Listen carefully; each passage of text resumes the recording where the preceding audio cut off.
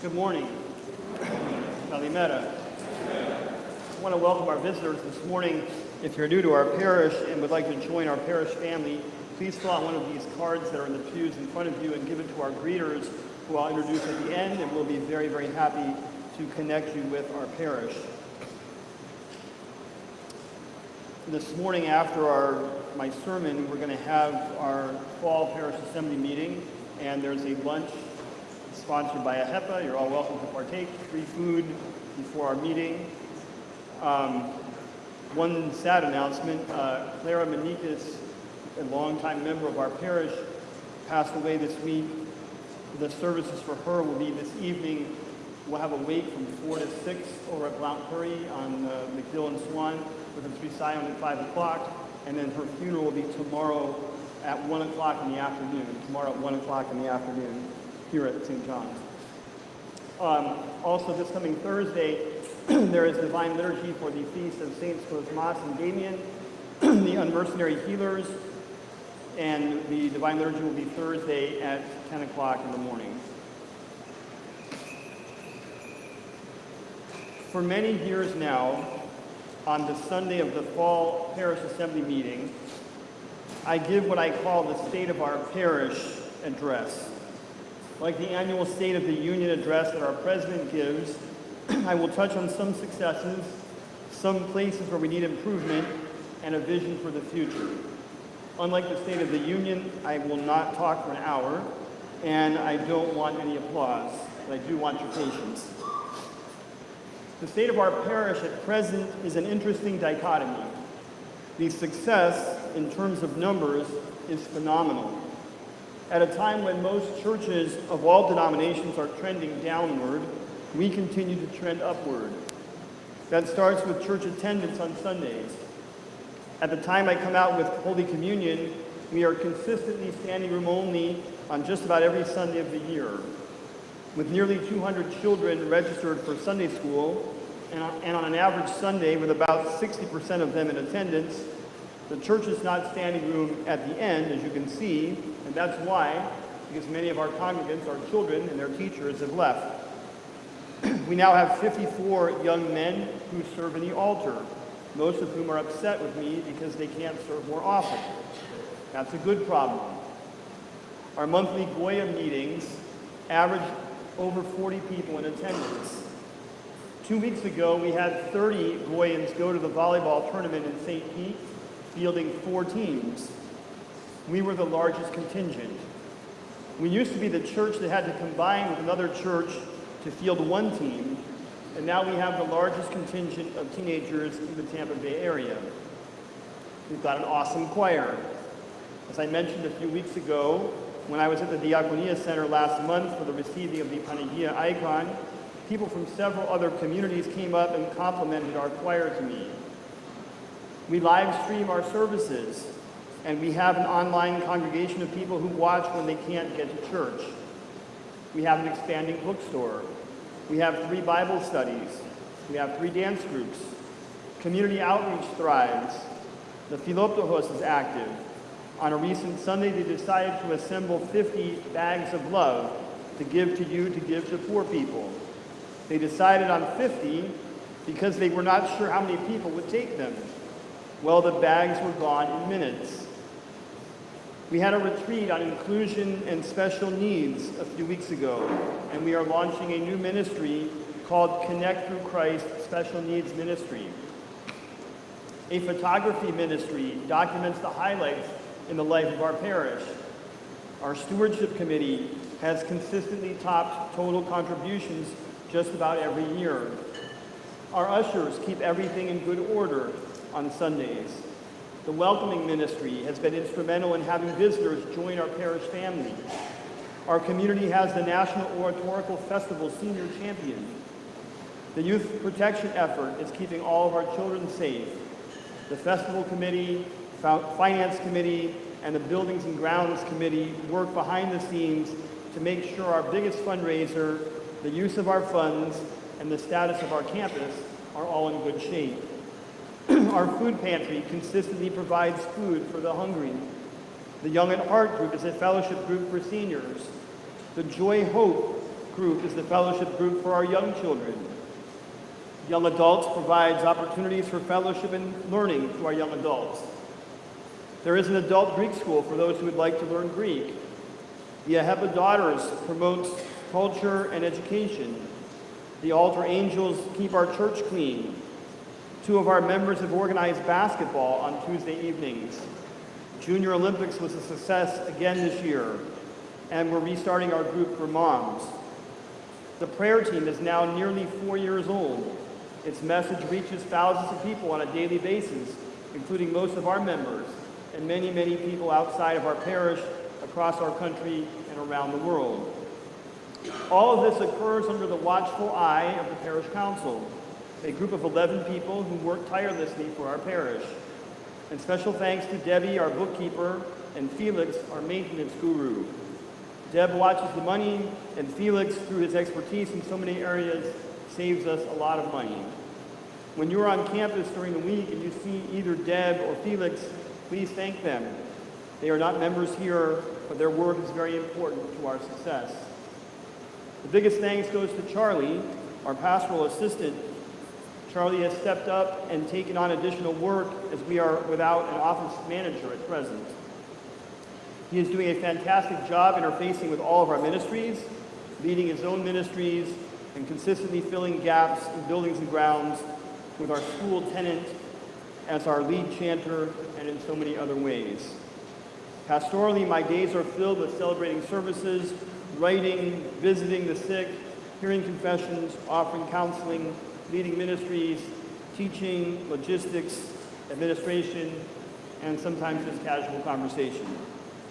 That is a lot of good news indeed. Now for the other end of the dichotomy, some challenges. There are 8 challenges that our parish faces. The first 2 are challenges that every church faces. Challenge number 1, to know Christ. Many people come to church even regularly and don't know Christ. Many of our teens come to Sunday school and Goya faithfully and still don't know Christ. Many of us serve this church and come here all the time, and we still don't really know him. Because when we know him, when we really know him, when we give our life to him, then the challenges that follow, they actually all go away. We know him through our continual interest in prayer, in worship, in scripture reading, in service, in sacrifice, in generosity, in stewardship, in gratitude, and in so many other ways. Challenge number 2, how to keep our church relevant in a post-Christian world. Each year it becomes harder to spread the gospel. Society has changed its values and also its priorities. The gospel of Jesus Christ is not the priority to most people. As I mentioned a few weeks ago, when the world outside of an organization is changing faster than the organization becomes irrelevant.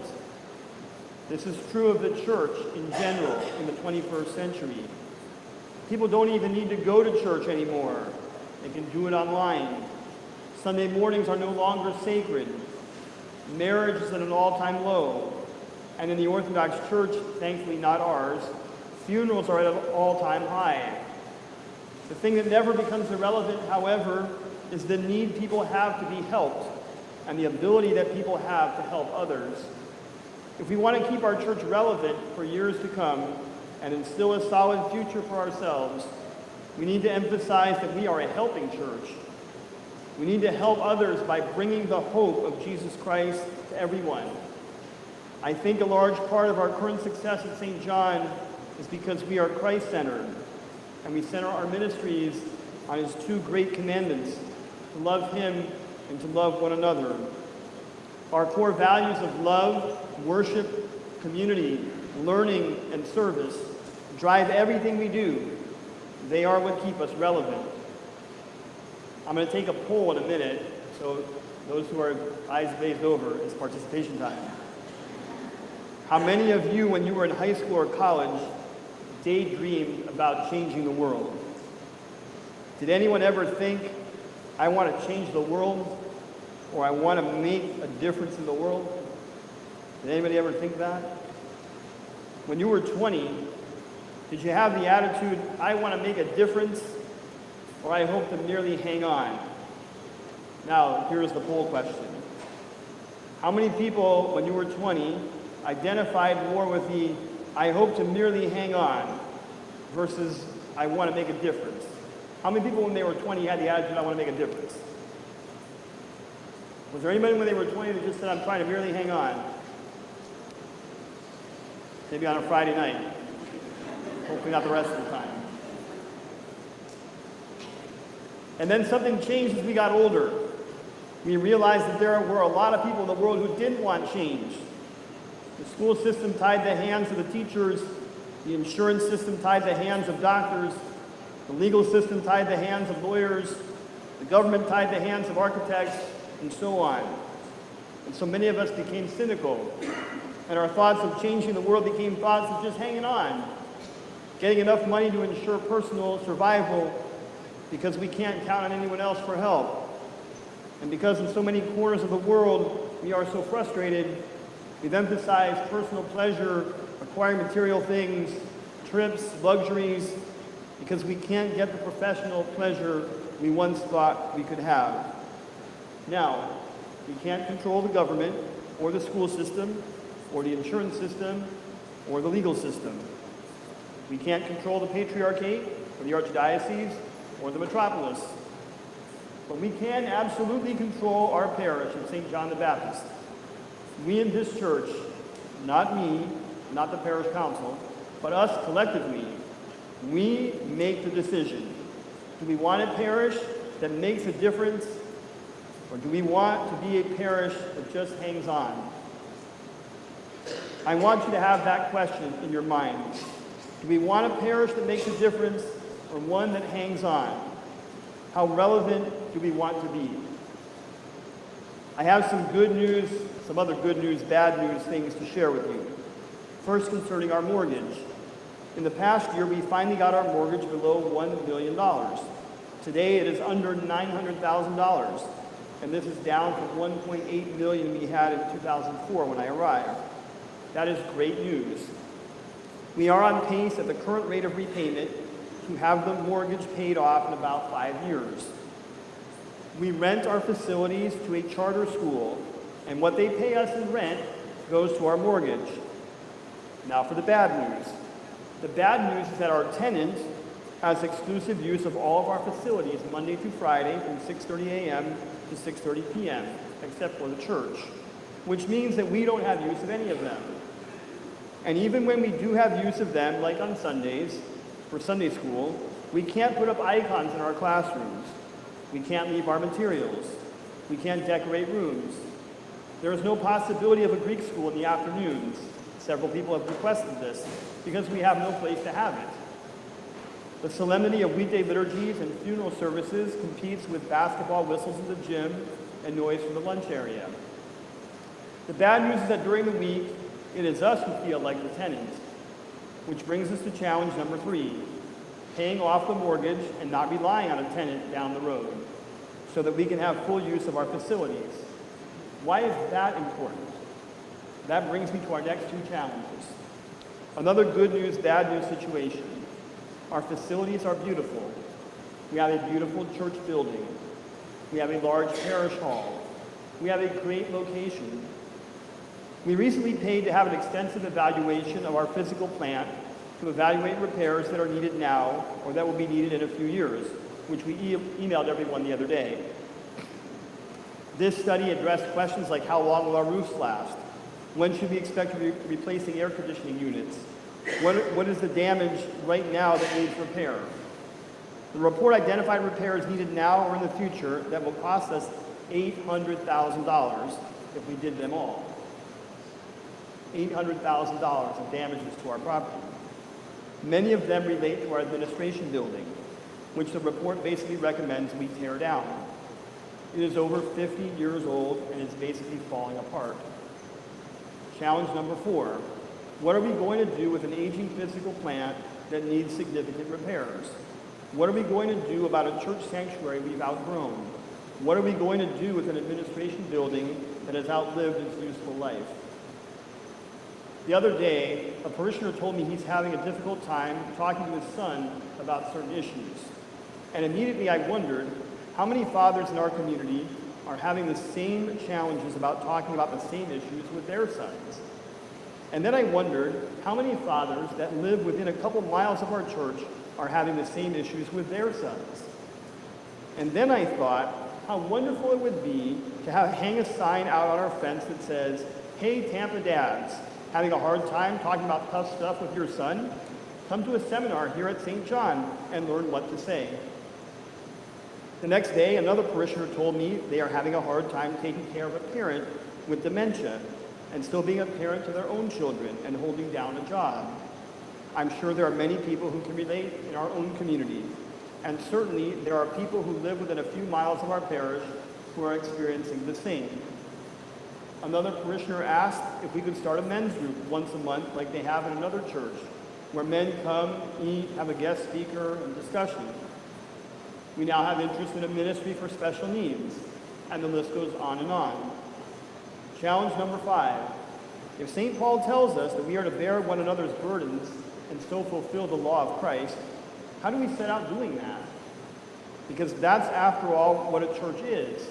It preaches Christ and then helps with the heavy lifting to get through this life to attain salvation. The 2 great commandments that teaches us how to love God and how to serve our neighbor. How can we do more of both? This brings us to challenge number 6. We've already discussed the challenge of where we can have our ministries. The next challenge is who is going to lead these ministries. We all love to be the receiver of things. We all love hearing our beautiful choir, or having our kids in a dynamic Sunday school, or having order in the communion line, or having coffee and refreshments after church. We love having a clean campus, a messenger delivered each month, and so many other things. However, none of these things happen unless people step up to lead or participate in them. Without a director, there is no choir. Without teachers, there is no Sunday school. Without ushers, we'd have chaos in the church. We need people to step up and participate. We need people to step up and to lead the effort to preach Christ and to help others. At most of our leadership positions, we play one deep. There is no backup for most of our leadership. That's like playing football without a backup quarterback. No successful team can be successful without backup players and backup plans. Just ask the Bucks why the backup quarterback is important. So when the call goes out to fill out the stewardship form and it asks for your talents, please let us know what your talents are and where you think you want to step in to help or to lead. Let us know what ministries you'd like to see here at the church. Because maybe there is a successful dad out there who'd like to lead a retreat for dads on how to talk about important things with their sons. Maybe there's a son or daughter who'd like to lead a seminar on how to take care of a sick parent. Challenge number 7, how do we pay for all this? The answer, of course, is your stewardship contribution of treasure. The budget that will be presented today at the meeting is not outlandish. It presents the minimum of what it will cost to have our parish continue on the same path we are currently on. It contains about $300,000 in expenses just to have our church: utilities, maintenance, insurance, and our archdiocese allocation. It contains a few $1,000s more in charitable giving. Our long-range goal is to reach 10% of our budget be going toward charitable giving. For 2018, we did 3%. For 2019, we are proposing 4%. It includes money for a part-time assistant priest that we had in there last year. The hope is that we will be adding this person in early 2019. We are still looking for the right person to be an office manager, so that money is there in the budget so we can fill this need in the next couple of months. There is a gap between what we will spend, the proposed budget is $763,000, and what we will take in on stewardship, projected to be $500,000. Other donations constitute about $123,000, leaving a gap of $140,000. We'd love to fund the entire budget on stewardship. Why? So that we don't have to rely on the festival just to stay in business. so that we don't have to pass a tray for everything or anything, so that we don't have to nickel and dime constantly, so that whatever money we earn over what we need for the budget can go toward paying down the mortgage, so we don't have to rely on a tenant, repairing our buildings because they are badly in need of repair, more charitable giving, because that's what churches do, they help people, and other enhancements, like developing ministries mentioned above and others. Our stewardship contribution, starting with your individual offering, makes a statement for the kind of parish we want to have. Do we want to have a church that just maintains, or do we want to have a church that makes a difference? If maintenance is the goal, then we must be concerned about our relevance, which directly ties to our future. If making a difference and living out our mission is the goal, we need to step up our game in the stewardship category and bridge the gap. The good news is that living out our mission ensures that we are relevant and points to a solid future worthy of investment in. Our stewardship theme for 2019 is Bridge the Gap, and you'll be receiving materials and hearing future sermons on why and how and what we can do to bridge the gap. Which brings us to the final challenge. What is the plan to get where we want to be and where Christ expects us to be? I am a steward of the priesthood. A steward is a temporary caretaker. I take care of this parish on a temporary basis. For sure, I won't be here in 100 years. Neither will you. The challenge for us is not just to leave a strong church community for the people who follow us, but to make a statement in the community, in our case, Tampa, in which we are living today. When I die, I want to die exhausted. I want to go meet the Lord and tell him I did everything I could to further his message. I'm hoping your mind is racing about the possibilities I have described, the challenges we face, and the role that you play in all of this. Because there is a role for everyone in God's plan for this church, just as there is a role for everyone in God's plan for the salvation of the world. While some of us thwart God's plan, God did not create any of us to thwart the plan, but rather to play an integral role in God's plan for the salvation of the world. The most immediate step in the plan will begin right after church, our fall parish assembly meeting. Please attend. Please be part of the process as we plan our budget for 2019. Please cast your vote in support of increased charitable giving. Please nominate people for the parish council who share this vision and who are eager to meet these challenges.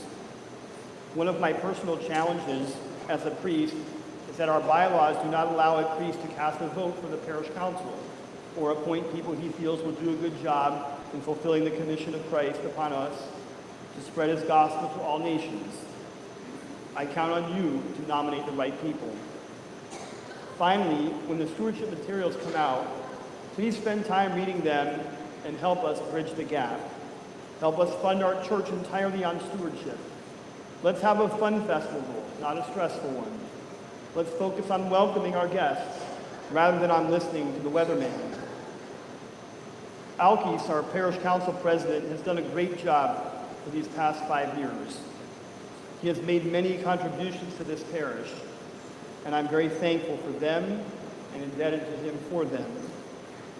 To me personally, he has contributed 2 phrases that I will always associate with him, even when the day comes that he is not our PC president. The first phrase is, there are no challenges, but opportunities. I've outlined 8 challenges, but each challenge represents an opportunity.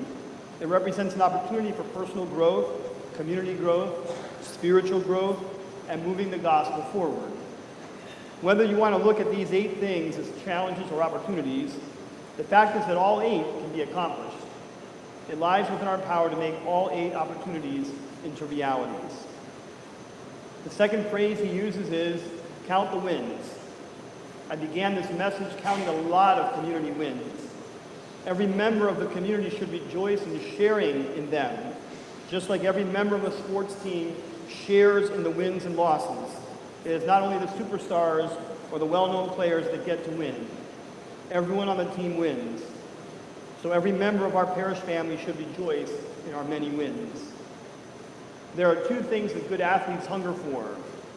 They want to leave it all on the field each time they are on the field. And no matter how much they win, they want to win more. Just ask Nick Saban or Bill Belichick or Tom Brady or anyone else who has ever won anything. Winning is an attitude, and it is contagious. I hope that each of us is eager to see our community get even more wins. Because when we win, we all win. The church wins. The message of Christ wins. Love wins. Hope wins. Winning teams have players that leave it all on the field. They don't hold back. They don't allow for any gaps, because any gaps they see, they fill. And I hope that we will do the same. I hope we will step up our game, not just to be a winning church, but to be a championship church. And that's not because we've got a winning building or a winning list of programs, or even because we've got winning people. It's because we've got the winning message.